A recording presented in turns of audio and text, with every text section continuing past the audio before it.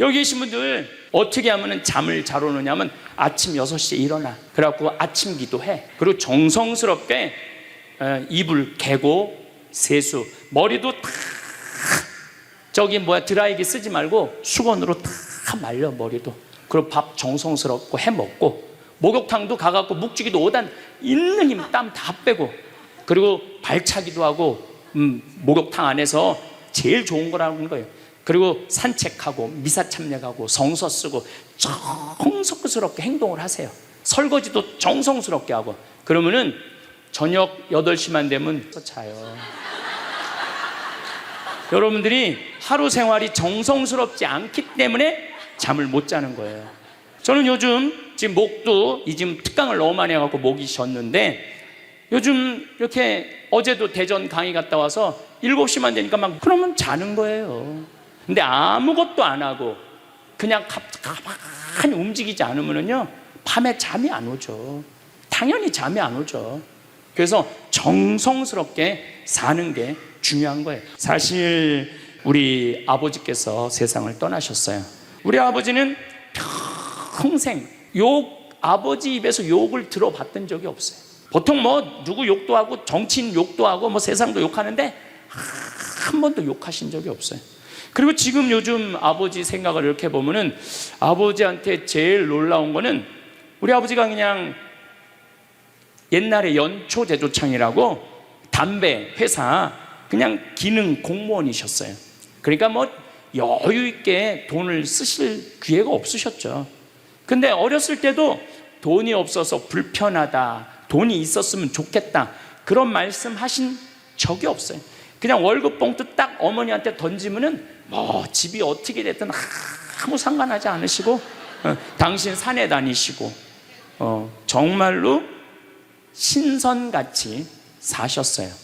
근데 아버님이 올 초에 2달 고생하시고 돌아가셨어요. 40년 동안 병원 한번 안 가시다가 2달 전에 쓰러지셔서 병원에 모셨죠.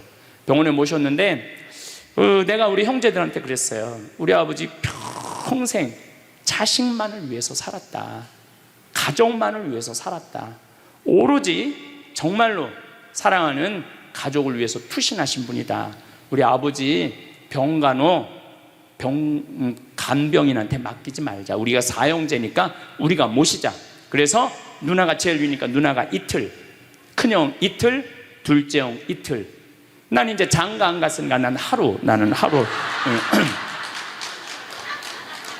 그래서 우리 형제들은 전부 다 결혼하고 손자들이 전부 다 아들, 딸 이러니까 아이들이 다 돌아가면서 아버지 병간호를 했어요. 그야말로 자식들 품에서 돌아가셨죠. 자식들 품에서 돌아가셨어요. 근데 아버님이 이렇게 4월 10일 날 월요일 날 쓰러지셨는데, 의사들이 심폐소생술 하겠느냐고 그랬을 때 우린 싫다고 그랬어요. 그 정도 쓰러졌으면은 87세에 그 정도 병이시면은 이제 돌아가실 때예요. 근데 많은 경우 돌아가실 때 심폐소생술 하게 돼 있어요. 근데 우리는 원하지 않았어요. 4자식 다.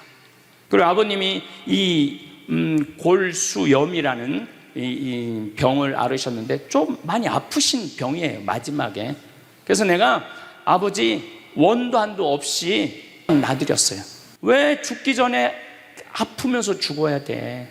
그래서 조금만 아픈 기미만 보이면은 간호사한테 가갖고 놔달라고. 그래서 호스피스 병동에서 아플 때 진통제 놔드리는 거. 그래서 우리 아버지 돌아가시기 전에 원도 한도 없이 하고 가셨어요. 원도 한도 없이. 그 조금의 고통을 덜어주는 게 내가 보기에는 효도라는 생각이 들더라고요. 아버지 이렇게 쓰러졌을 때 생명 유지장치 하겠느냐고 의사들이 얘기를 하더라고요. 우리는 아무도 원하지 않았어요. 그냥 아버님 편안하게 보내드리고 싶다고. 왜? 우리 아버지는 참 행복하게 사셨어요. 자식들이 아버지를 너무너무 좋아하고 사랑하고. 그래서 효도를 원도 한도 없이 해드렸냐, 이럴 건 자신 있게 말씀 못 드리죠. 하지만 그래도 자식들이 아버지, 손자, 손녀들이 할아버지 너무너무 사랑했기 때문에 편안하게 보내드릴 수 있었어요. 제가 작년에 왠지 우리 아버님한테 용돈을 많이 드리고 싶더라고요. 평생 돈 한번 넉넉하게 써보시지 못한 아버지한테 용돈 많이 드려야 되겠다. 그래서 제가 작년에는 이제 외부 강의 한 달에 한 번 하면 한 번, 두 번 하면 두 번. 아버지가 무슨 돈을 이렇게 많이 주느냐고, 신부님. 아버지 원도 한도 없이 마음껏 써보시라고. 그래서 작년 한 해 내도 그전에는 조금씩 용돈 드리다 작년에는 그냥 막 이만큼씩 드렸어요. 아버지 원도 한도 없이 쓰시라고. 마음 안에 이런 마음이 있었어요. 한번 평생 마음껏 돈 한번 써보시지 못한 아버지 마음껏 돈 쓰시라고. 그랬다 뭐 1억을 드리거나 2억을 드린 게 아니야. 100만 원, 200만 원, 한 달에 300만 원 용돈 드린 거죠. 그러니까 아버님이 노인정에 그 노인 어르신들 밥 다 사고, 또 우리 자녀들이 그 23명인데 아버지한테 식사하러 가면은 아버지가 밥값을 다 냈대. 우리 누나가 항상 하는 얘기가 아버지 지갑에 항상 100만 원이 있었대요. 그래서 얼마나 기분이 좋아. 아버지 돌아가셨을 때 노인정에서 그랬대요. 물주 세상 떠나서 어떻게 하느냐고 그랬대. 물주 세상 떠나서 어떻게 했느냐고. 아버님이 1년 동안 원도 한도 없이 즐겁게 사시다가 세상 떠난 거예요. 저는 효도도 나중에 한다는 건 다 거짓말이야. 효도하려면 언제 해야 돼? 지금 해야 돼, 지금. 부모님한테 돌아가시고 난 다음에 땅을 치고 통곡하는 거 다 소용없어요. 그냥 내가 지금 할 수 있을 때 최선을 다해서 효도하는 게 크게 효도라는 생각이 들더라고요. 어쨌거나 아버님은 쓰러지신 날 당신 스스로 걸어서 화장실 가셔서 아침까지, 그리고 오후 1시에 쓰러지셨어요. 그래갖고 밤 10시 41분에 돌아가셨어요. 근데 제가 아버지한테 그랬어요. 아버지 돌아가시려면은 오늘 돌아가셔야 된다고. 왜냐면 그날이 성월요일이었거든요. 성화요일 날 돌아가시면은 장례미사를 못해요. 왜냐하면 성목요일 날은 장례미사를 못하게 돼 있어요. 성금요일, 토요일 다 장례미사 못해요. 그리고 예수부활 대축일 장례미사 못해요. 그리고 그 다음 월요일 날 장례를 해야 되는 거야. 의사 선생님은 오늘 내일 돌아가실 것 같다고 그러는데 내가 그랬어. 돌아가시려면 오늘 돌아가시라고, 내일 돌아가시지 말고. 근데 딱 10시 41분에 돌아가셨어요. 그래서 성수요일 날 아버님 장례 미사를 하는데 우리 수원교회 주교님 4분이 다 오셨어. 얼마나 그게 영광스러워요. 주교님이 4분이나 오셨으니까. 왜냐하면 성주관이니까 주교님들이 외국에 아무도 안 나가시고 교구청에 다 계셨던 거야. 얼마나 좋아요. 주교님 4분이 다 오셔서 미사를 봉헌해 주시니 얼마나 축복된 아버지예요. 또 신부님들이 많이 오셔갖고 그 성당에 수원 정작 꽃매 성당인데 꽤 그래도 큰 성당인데 신부님들이 꽉 차갖고 젊은 신부들이 지하에서 미사를 봉헌했다는 거예요. 그것처럼 축복이 어디 있어요. 그냥 하루라도 더 살라고 용 쓰다가 화요일 날 돌아가셨으면은 7일장 하는 거예요. 7일장. 하루라도 더 살라고 용을 쓰셨으면은. 근데 우리 아버지는 정말로 살아있을 때도 나한테 행복을 주시는데 떠나실 때도 행복하게 떠나시더라고요. 여러분들도 마찬가지예요. 여러분들도 살아있을 때도 행복하게 사시고 죽을 때도 행복하게 죽으세요. 여러분들은 제일 좋은 거는 자다가 주무시다가 죽는 거예요. 그런데 갑자기 돌아가시면 자식들이 너무 힘들으니까 그저 3개월 정도 앓으시다가 돌아가시면은 자식이 이별할 시간을 주는 거예요. 자식이 이별할 시간 주는데 3개월이 넘었으면 그때부터 우리 아버지 언제 죽나. 자식한테 뭘 기대서 산다는 생각 꿈도 꾸지 말고, 자식한테 효도받는다는 생각하지 말고 여러분들이 알아서 미리 써놓으세요. 저도 아버님을 보내드리면서 굉장히 슬펐죠. 하지만은 우리 아버지 너무너무 열심히 사셨고 마지막에 우리 주교님들, 우리 사제들, 또 수많은 교우들이 기도 속에서 저는 아버지 하늘나라로 갔다고 생각을 해요. 또 아버지는 살아생전에 고향이 경상도 함양인데 어머니가 이미 감요를 다 해놨어, 고향에다가. 근데 아버지는 고향에 가기 싫다는 거예요. 어머니는 고향에 가고 싶고, 죽으면은. 그래서 아버지는 나는 고향에 안 가. 어머니 왜 안 가냐고, 그 고향에 그 좋은 산소 써놓고 맨날 두 분이 간다 안 간다 그러시더라고요. 난 그 얘기를 들을 때마다 참 웃기더라고요. 왜 웃기냐면은 갔다가 모셔다가 묻는 건 우린데 본인이 간다고 가고 안 간다고 안 가. 우리가 모시는 대로 가는 거지. 근데 작년에 아버님이 굉장히 건강하셨어요. 올해 쓰러지시기 전에. 근데 아버님 말씀이 제 귀를 울리더라고요. 그래서 우리 천주교 수원교구 안성 천주교 공원묘원에 갔어요. 꼭 우리 후배 신부님한테 제일 좋은 자리를 좀 봐줘라. 딱 갔는데 정말로 산소 자리가 좋더라고요. 그냥 양지 바른데 앞에 우리 아버지가 참 파란 걸 좋아하셨는데 그 아버님 내가 산소 자리 본데 앞에 파란 골프장이 쫙 보여. 얼마나 좋은지.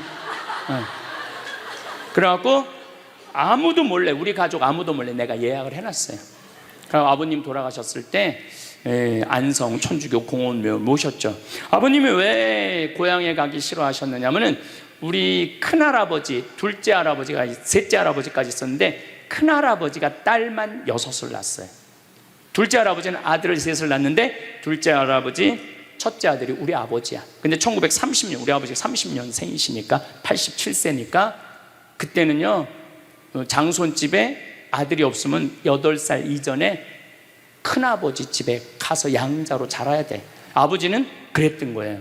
그래서 친어머니 아버지 밑에서 못 자라셨어. 그래 고향이 싫은 거야. 그래서 난 고향에 안 간다고.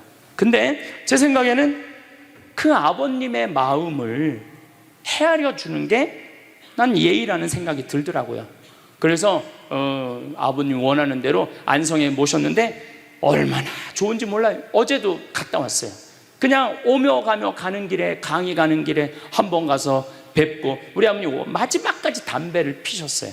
그것 때문에 돌아가신 거지만은 무슨 얘기냐면 부모하고 자식은 살아서도 좋고 죽어서도 좋아야 돼. 그런데 부모님이 10년 동안 치매 걸려갖고 지겨워. 부모님 찾아오지도 않았어. 그래갖고 부모님이 돌아가셨어. 그럼 자식이 땅을 치고 불효한 것에 대해서 울면서 통곡해. 그리고 돌아가셨는데도 부모님 먼 데다 모셔놔갖고 1년에 한 번, 2년에 한 번 가고, 살아서도 안 좋고 죽어서도 안 좋은 거예요. 그러니까 여러분들은 살아서도 좋고 죽어서도 좋은 부모 자식 관계를 유지하려면 죽음에 대해서 생각을 많이 하셔야 돼.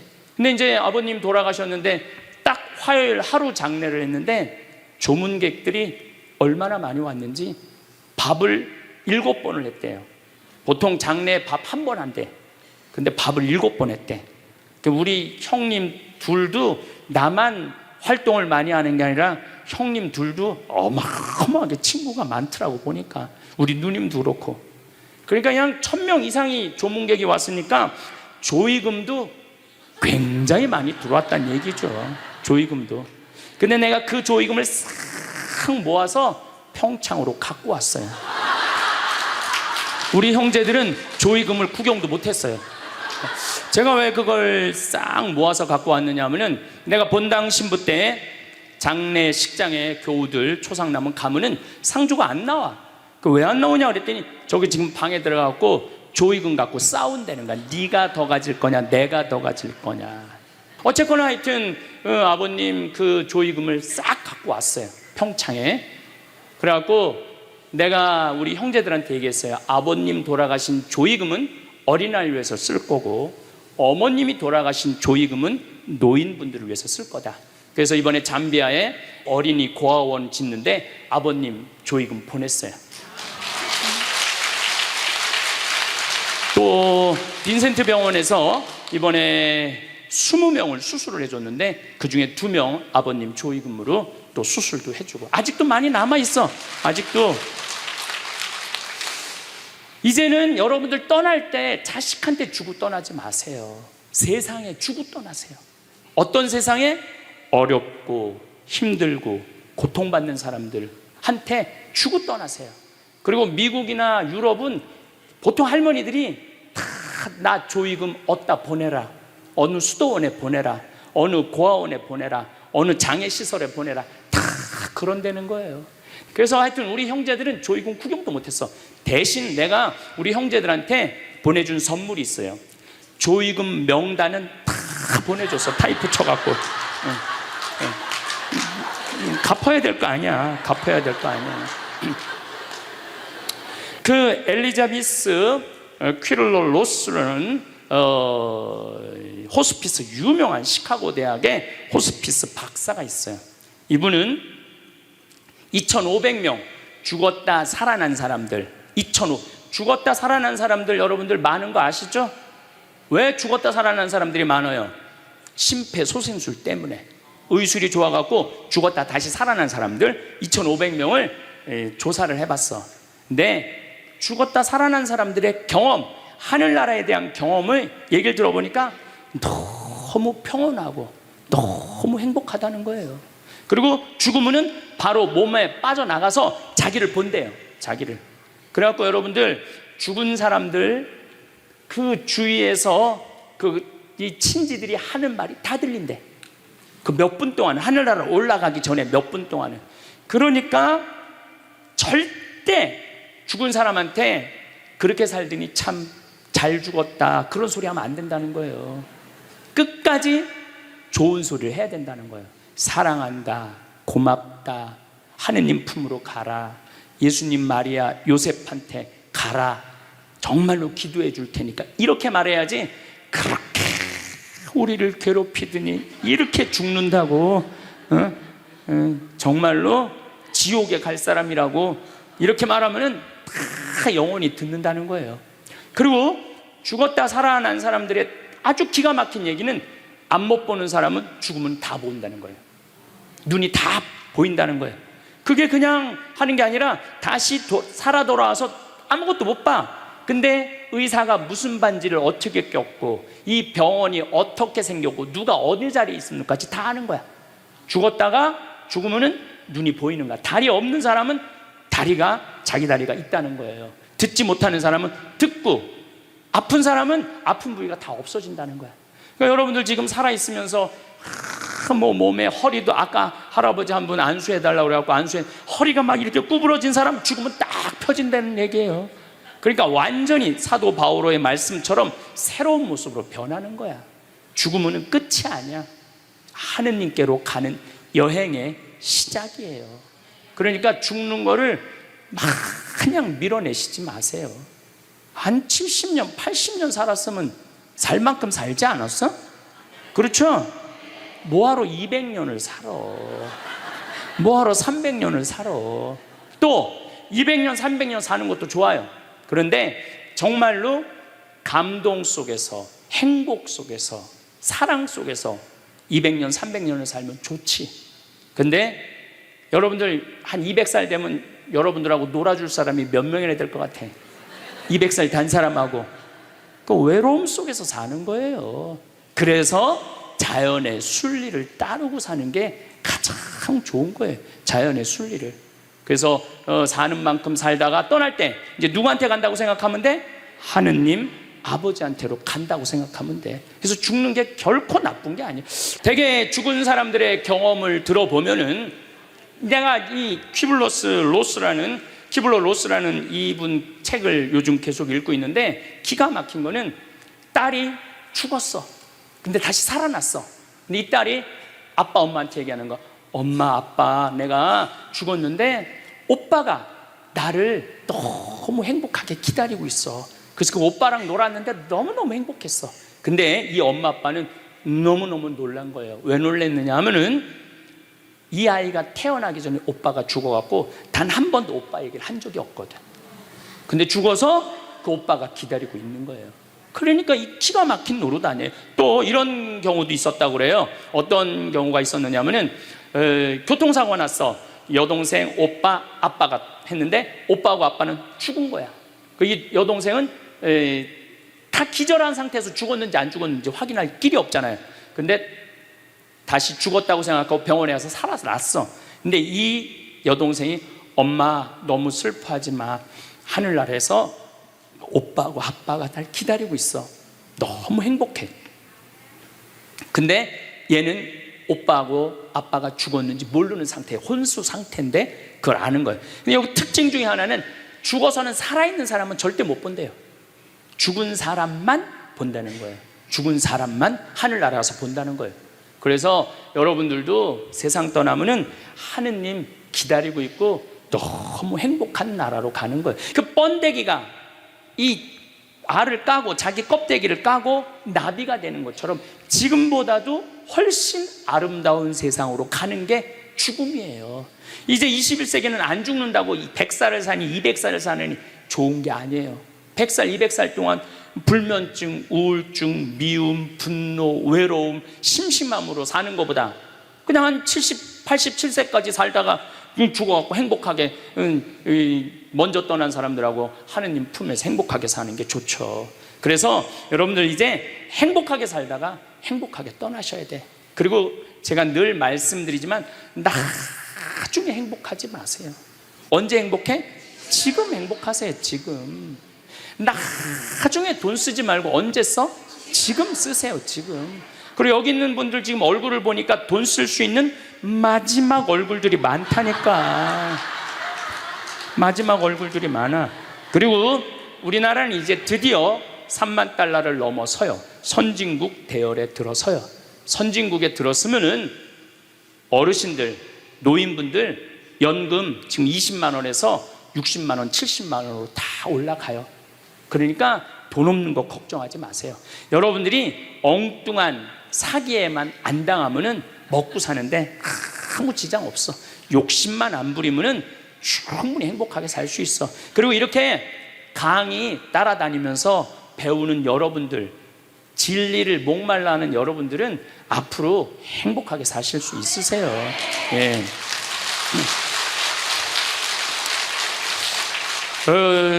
인생의 주인공은 나야. 내 자식이 아니고 내 남편이 아니고 내 아내가 아니야. 내 행복은 누가 책임지느냐 하면 내가 책임지는 거야. 내가 지금 불행한 거는 남편 탓도 아니고 자식 탓도 아니고 누구 탓이야? 내 탓이야. 왜? 나를 위해서 쓰는 법을 배운 적이 없어. 나를 위해서 버는 법은 배웠는데 쓰는 법을 배운 적이 없어. 본인들을 위해서 쓰세요.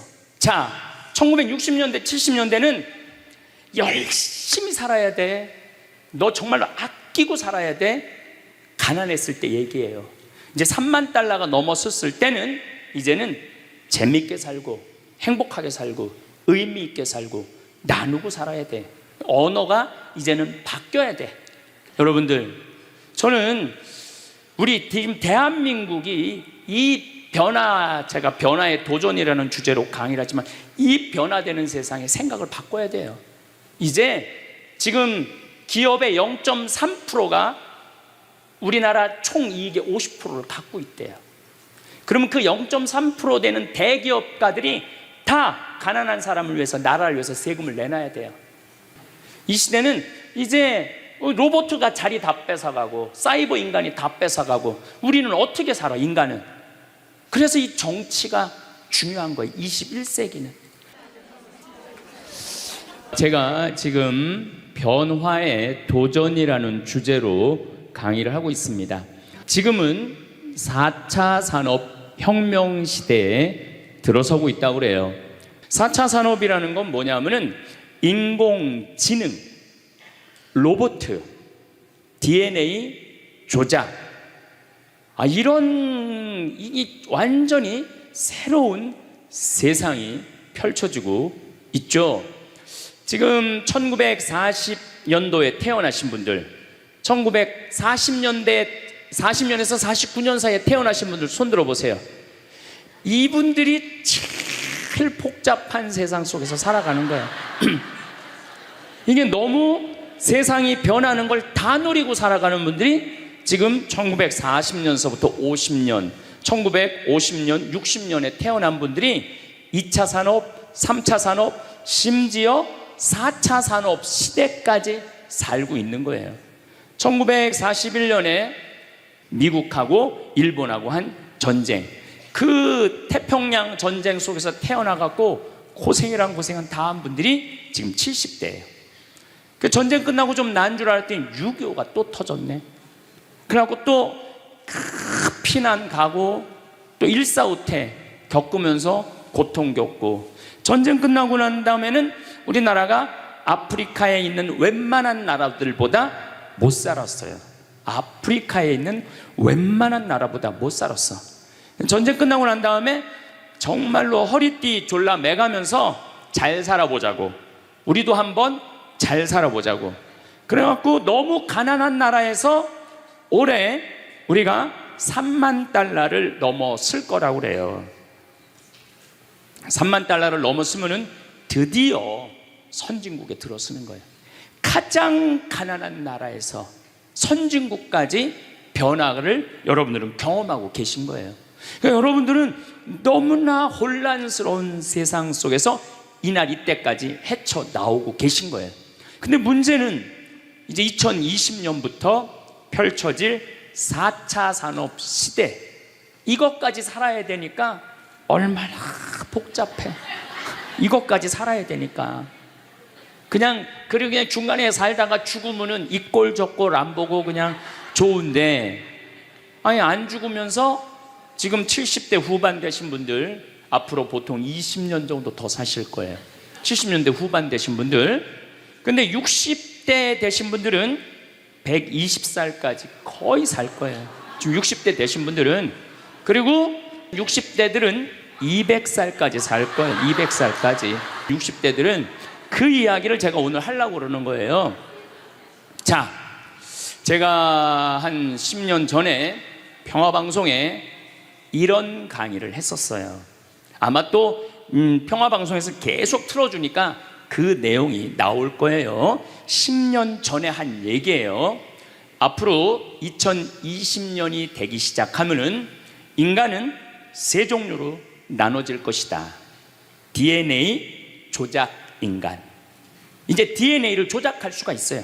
우리가 눈을 밝게 할 수도 있고, 귀를 잘 들리게 할 수도 있고, 근육이 완전히 이 아놀드 슈왈거네처럼 근육이 막 이렇게 튀어나오게 할 수도 있어요. 운동 안 해도 DNA 조작 인간. 옛날에는 DNA를 한번 내가 DNA가 어떤지 검사하려고 그러면은 2억 내지 3억이 들었어. 그런데 지금은 내 DNA를 검사하는데 얼마면 검사할 수 있냐면 5만 원이면 검사할 수 있어요. 5만 원이면. 세상이 엄청 변한 거예요. 그래서 이제는 지금 태어나는 아이들은 이제 아파서 병원 가는 일은 거의 없을 거예요. 미리 병원에서 전화를 해요. 그러니까 안젤리나 졸리라는 미국의 영화 배우가 있어요. 2010년에 유방을 잘랐어요. 왜냐하면 DNA 검사를 해보니까 언니도 그렇고 엄마도 그렇고 본인도 걸릴 확률이 있는 거예요. 그러니까 미리 병을 예방을 하는 시대가 오는 거예요. 그게 DNA 조작 인간이에요. 근데 우리 교회는 그런 걸 절대 허락하지 않죠. 절대 허락하지 않는데 절대 현대인들은 할 거라는 거예요. 그 다음에 두 번째 인간은 어떤 인간이냐면 사이버 인간, 기계 인간이에요. 인공지능 로봇 인간. 그래갖고 이 인공지능 로봇 인간이 나오면은 안 그래도 1940년서부터 지금까지 복잡 다단한 세상을 살아왔는데 이제 로봇하고 같이 살게 되는 세상이 이제 곧 되는 거죠. 그리고 이제 세 번째 인간은 오리지널 인간. 여러분들, 저나 여러분들. 근데 누가 제일 떨어지느냐? 오리지널 인간이 제일 떨어질 거예요. 그래서 앞으로는 이제 어떤 세상이 제일 걱정되는 게 뭐냐면은 로봇가 공장에서 일하는 거예요. 로봇가 공장에서 일을 하게 되면은 많은 노동자들은 일자리를 잃어버려요. 현재 몇 명 정도 일자리를 잃어버릴 걸로 예상을 하느냐면 8억 명 정도가 일자리를 잃어버린대. 8억 명. 그러니까 노동자의 4명 중에 1명은 일자리를 잃어버리는 거. 이거 보통 심각한 문제가 아니에요. 그래서 이제 웬만한 사람들은 공장에서 일할 수가 없어. 누가 다 일을 해? 로봇가 다 하니까. 그리고 요즘 그 조그만 회사 사장들 말을 들어보면은 요즘 뭐 노동자들 옛날에는 죽으라고 일했는데 아침에 잠깐 나가서 커피 마신다고 와서 커피 한 잔 마시고, 또 잠깐 나가서 좀 일하는 척하고 들어와서 밥 먹는다고 그러고, 또 조금 나가서 뭐, 그러니까 돈 주고 일을 시킬 수가 없다는 거예요. 그러니까 만약에 로봇가 일을 하면은 사람을 시키겠느냐? 로봇을 시키겠느냐? 당연히 로봇을 시키는 거죠. 그러니까 점점 사람이 일자리를 빼앗길 것이라는 거예요. 로봇을 쓰는 사장들은 돈을 어마어마하게 벌고, 그런 자본이라든지 그런 능력이 없는 사람들은 무지무지하게 가난하게 사는 거예요. 이제 앞으로 여러분들이 5년 후, 10년 후에 볼 세상이 그렇다는 거예요. 그래서 요즘 세계적으로는 어떤 정치적인 시도를 하느냐 하면은, 그럼 일자리 없는 사람들은 먹고 살아야 될 거 아니야, 사람인데. 그래서 로봇한테 세금을 매기는 거예요. 그래갖고 로봇가 만약에 일을 하면은 저 로봇한테 100만 원 세금을 매기는 거야, 그 로봇한테. 그래갖고 그 100만 원을 누구한테 줘? 일 못하는 사람한테 주는 거예요. 그게 기초생활 수급이라는 거예요. 기초생활 수급. 그러니까 기초생활 수급을 이제는 뭐 10만 명, 100만 명이 받는 게 아니라 8억 명, 10억 명이 받는 세상. 그러니까 이제 앞으로 미래에 펼쳐질 세상은 지금 생각하는 거라고 너무 다른 세상이 되는 거예요. 두 번째는 어떤 세상이 오느냐면 로봇하고 공존하는 세상. 벌써 초등학교는 선생님이 공부를 가르치지 않고 로봇가 학생들한테 공부를 가르치는 학교가 나왔어요. 로봇가 애들한테 수학을 가르치고 영어를 가르치는 거예요. 발음도 훨씬 좋고, 그리고 이 로봇의 장점은 뭐냐면은 차별하지 않아. 로봇은 얘가 뭐 부잣집 아들이든지 얘가 공부를 못하든지 잘하든지 차별하지 않는 거예요. 그리고 웬만한 선생님보다 훨씬 잘 가르친다는 거예요. 그러니까 이제는 로봇가 교사가 되는 그런 시대가 온 거예요. 또 이제는 앞으로는 무슨 세상이 될 거냐면, 어린아이들 돌보는 보모가 누가 돌보느냐면 로봇가 돌보는 거예요. 나 동화책 읽어줘. 그럼 엄마는 나 바빠, 짜증나, 아이 너 잠이나 자, 이런데 보모 로봇은 나 동화책 읽어주면 아주 부드러운 소리로 짜증 한번 안 부리고. 그러니까 애가 엄마를 좋아하는 것보다는 누구를 더 좋아해? 로봇 보모를 더 좋아하는 거야. 나 엄마 필요 없다고. 이거 정말 우스갯소리가 아니라요, 진짜 벌어질 일이에요. 또 이제 로봇은 아내가 중풍이 걸렸어. 그래서 움직이질 못해. 그럼 누가 병간호를, 운동을 도와주느냐면 로봇가 도와줘요. 근데 이 로봇은 완전히, 제가 지난번 강의 때도 얘기했지만은 록시라고 5가지를 고를 수 있다고 그래요. 피부색, 키, 성격, 이런 걸 고를 수가 있대. 그러니까 까칠한 여자, 부드러운 여자. 뭐 내가 까칠한 여자 좋아하면 성격 까칠한 로봇을 고르면 되는 거야. 근데 문제는 아내가 아파. 남편은 나가서 돈 벌어야 돼. 그래서 로봇을 하나 도우미 로봇을 했어. 근데 이 로봇은 아내를 너무 따뜻하게 해주는 거야. 그러니까 아내는 자꾸 남편한테 실망하는 거야. 자기 힘들다고 들어가서 자고. 근데 로봇은 나 좀 주물러 달라 그러면 언제든지 와서 주물러 주잖아요. 그러니까 남편한테 당신 나 필요 없다고, 나 이혼하고 싶다고. 그러니까 로봇하고 사람하고 혼동하는 세상이 오는 거예요. 로봇하고 사람하고. 그리고 더욱 2040년이 되면은 이 로봇가 감정까지 느껴. 그래서 사랑까지 할 수 있다는 거예요. 사랑까지. 아내 역할을 다 할 수 있는 세상이 온다는 거예요. 저 신부님 너무 앞서 나가는 거 아니야? 앞서 나가는 거 아니에요. 지금 미래 과학자들은 다 그런 세상이 온다고. 근데 이게 먼 미래가 아니라 바로 코앞에 와 있다는 거예요. 바로 코앞에 와 있다는 거예요. 3D 프린터기로 콩팥 만들 수 있어요. 간 만들 수 있어요. 참 이게 오래 사는 게 2045년까지만 살면은 안 죽는다는 거예요. 2045년. 그러니까 내가 80살까지만 나도 살면 어떻게든지 버티면은 안 죽을 수 있다는 거. 80살까지만. 앞으로 펼쳐질 세상에 가장 걱정스러운 게 뭐냐면은 수명 연장이에요. 수명 연장. 여기 계신 분들 중에 아까도 말씀드렸지만은 100살, 120살, 정말로 재수 없으면은 200살까지 살 수 있는 분들이 많습니다. 실질적으로 많아요. 근데 여러분들 오래 사는 거 좋을까요? 내가 많은 분들이 오래 살기를 원해요. 근데 내가 만약에 앞으로 뭐 길게 안 보고 딱 120살까지 산다고 보면 내가 앞으로 67년 정도 더 살면은 120살 되거든요. 67년. 근데 내가 앞으로 67년 동안 사는 동안 불면증이 있어. 매일 밤마다 잠이 안 와. 67년 동안. 그 여러분들 좋을 것 같아요? 내가 정말로 마음 안에 미움이 너무너무 꽉 차 있어. 67년 동안 계속 미움 속에서 살아. 분노가 꽉 있어. 67년 동안 분노 속에서 항상 좌절감을 맛보고 있어. 우울하고 있어.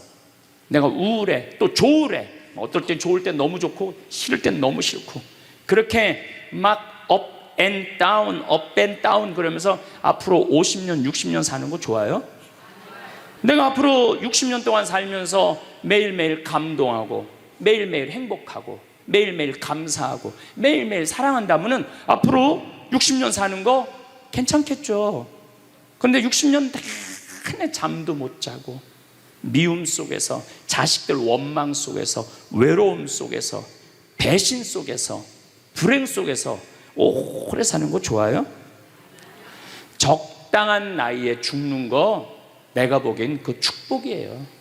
그래서 여러분들은 이제 나는 이 복잡한 세상 속에서 사는 것도 중요하지만 이 시나리오를 잘 준비해야 돼요. 난 어떻게 죽을 거냐. 나는 생일날 애가 심장 갈아준다면 나 그거 필요 없다. 내 생일 선물로 그 심장 필요 없다. 그냥 나는 하느님이 주신 생명, 그 수명 그대로 살다가 그냥 행복하게 떠날 거다. 그런 마음이 중요해요. 여러분들 이게 뭐 요즘 알고리즘 그러는데 그건 다 제쳐두고 내가 인생의 설계가 필요해. 나는 몇 살까지 살다가 더 이상 치료받지 않고 암이 걸리면은 안 갈고 그냥 하느님 품으로 간다는 생각이 아주 중요하다는 거예요. 이 인생을 돌아보면 가장 기억에 남는 순간은 거창한 날들이 아닌 경우가 많습니다.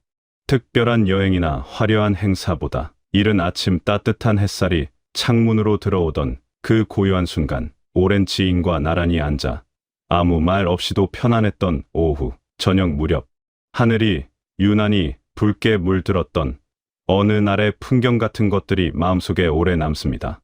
그 순간들은 누가 계획한 것도 아니고 특별히 준비한 것도 아니었습니다.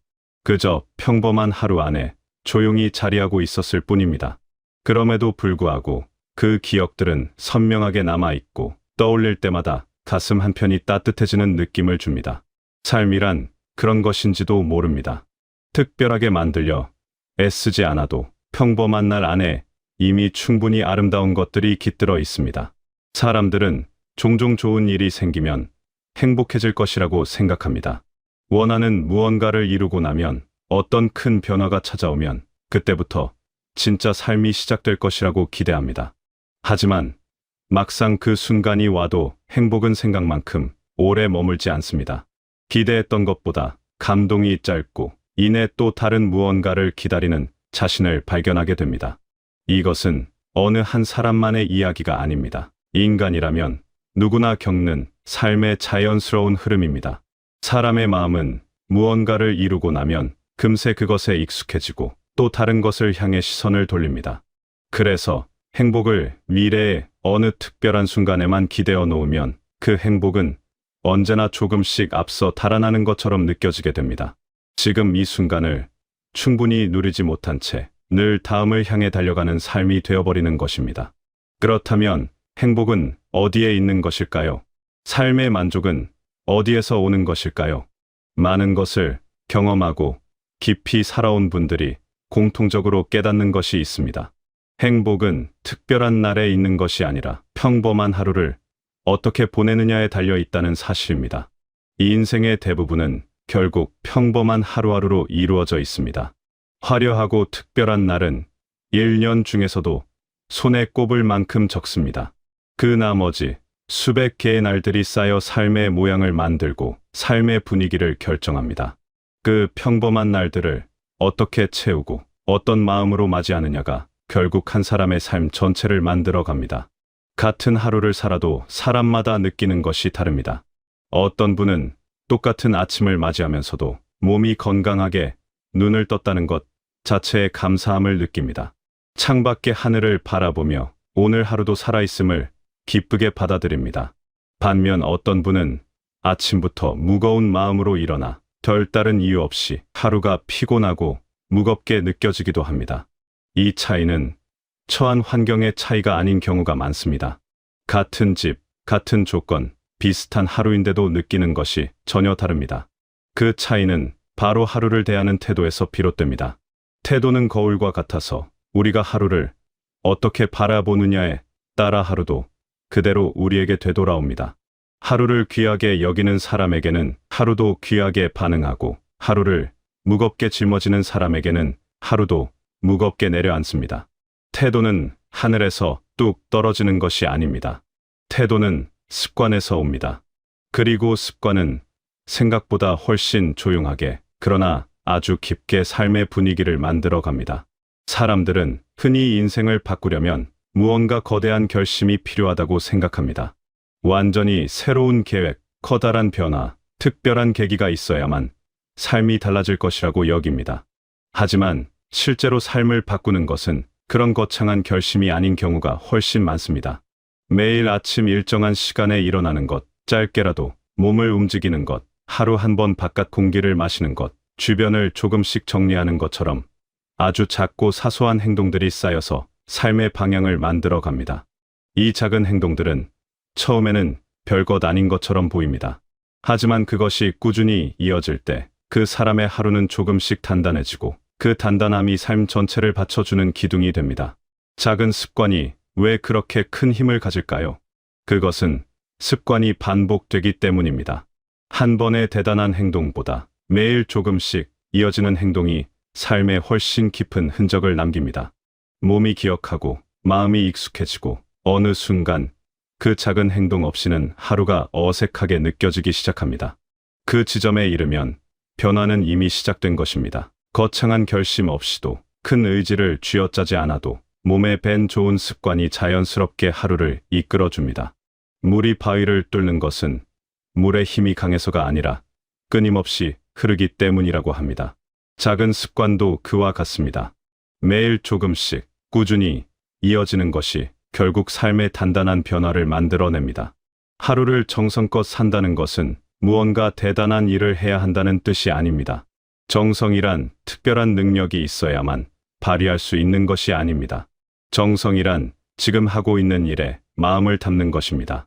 밥을 먹을 때 천천히 음미하며 먹는 것, 길을 걸을 때 발 아래 느껴지는 감각에 잠시 주의를 기울이는 것, 누군가와 이야기할 때 그 사람의 말에 귀를 기울이는 것처럼 지금 이 순간에 온전히 머무는 것이 정성입니다.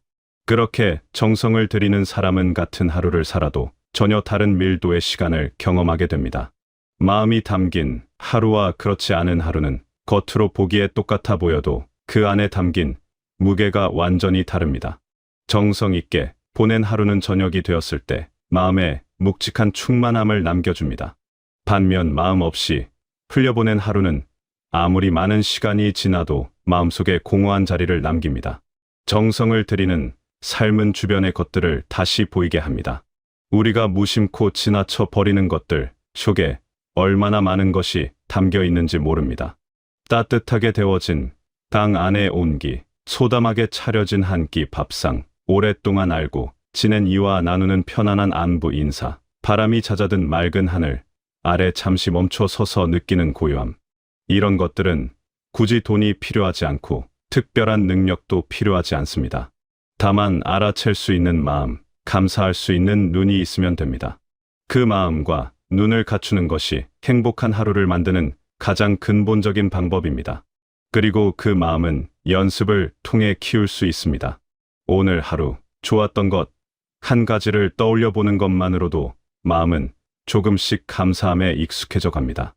그렇게 감사함에 익숙해진 마음은 점점 더 많은 것들 속에서 아름다움을 발견하게 됩니다. 행복은 멀리 있지 않습니다. 오히려 행복은 아주 가까운 곳, 지금 이 순간 안에 있습니다. 건강하게 아침을 맞이할 수 있다는 것, 오늘도 좋아하는 것을 할 수 있다는 것, 누군가와 따뜻한 말을 나눌 수 있다는 것, 몸이 움직여준다는 것. 이런 것들이 당연하게 느껴지는 동안에는 그 소중함을 잘 모릅니다. 하지만 그것이 흔들리거나 사라지는 순간, 그것이 얼마나 큰 행복이었는지를 비로소 알게 됩니다. 그러니 아직 가지고 있는 지금, 이 평범한 것들의 가치를 알아보는 것이야말로 삶을 풍요롭게 만드는 지혜입니다.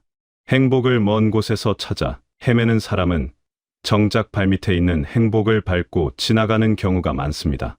지금 이 자리에서, 지금 이 순간에 이미 충분히 좋은 것들이 있다는 것을 알아보는 눈을 갖게 된다면 삶은 특별한 변화 없이도 훨씬 풍요로워집니다. 사람들은 종종 내일부터 더 잘 살겠다고 다짐합니다. 오늘은 몸이 무겁고 마음이 내키지 않으니 내일부터 시작하겠다고, 내일은 더 의미 있게 보내겠다고 생각합니다. 하지만 내일은 결국 또 다른 오늘입니다. 오늘을 허투루 보내는 습관은 내일도 그대로 이어집니다. 오늘을 소홀히 하면서 내일이 달라지기를 기대하는 것은 씨앗을 심지 않으면서 꽃이 피기를 바라는 것과 같습니다. 변화는 언제나 지금 이 순간에서 시작됩니다. 준비가 완벽해지기를 기다리지 않아도 됩니다. 완벽하지 않아도 지금 시작하는 것이 완벽한 준비를 하다가 시작하지 못하는 것보다 훨씬 나은 선택입니다. 오늘 하루를 성실히 살아낸 사람에게는 내일도 성실히 살아낼 힘이 자연스럽게 따라옵니다. 반대로 오늘을 흘려보낸 사람은 내일도 비슷하게 흘려보내게 됩니다. 삶은 결국 오늘의 반복입니다. 하루를 소중히 여기는 사람과 그렇지 않은 사람의 차이는 처음에는 잘 보이지 않습니다. 하루하루는 비슷해 보이고 작은 차이는 눈에 띄지 않습니다. 하지만 그 차이가 한 달, 반년, 1년이 쌓이면 전혀 다른 삶의 모습이 됩니다. 하루를 귀하게 여기며 살아온 사람은 어느 순간 자신이 조용하고 단단하게 변해 있음을 느끼게 됩니다. 마음이 차분해지고 작은 일에도 기쁨을 느낄 수 있게 되고 무언가에 쉽게 흔들리지 않는 평온함이 생겨납니다. 그것이 바로 좋은 하루들이 쌓여 만들어 낸 삶의 힘입니다. 그 힘은 밖에서 주어지는 것이 아닙니다. 스스로 하루하루를 쌓아 올리며 내면에서 길러진 힘입니다. 그래서 한번 생겨난 그 힘은 쉽게 흔들리지 않습니다. 어떤 어려움 앞에서도 중심을 잃지 않을 수 있는 것은 그렇게 성실하게 쌓아 올린 하루들이 그 사람 안에 든든하게 자리하고 있기 때문입니다. 하루의 끝에 잠자리에 들 때 오늘 하루를 어떻게 보냈는지 잠시 돌아보는 습관을 가진 분들이 있습니다. 거창한 반성이 아니어도 됩니다.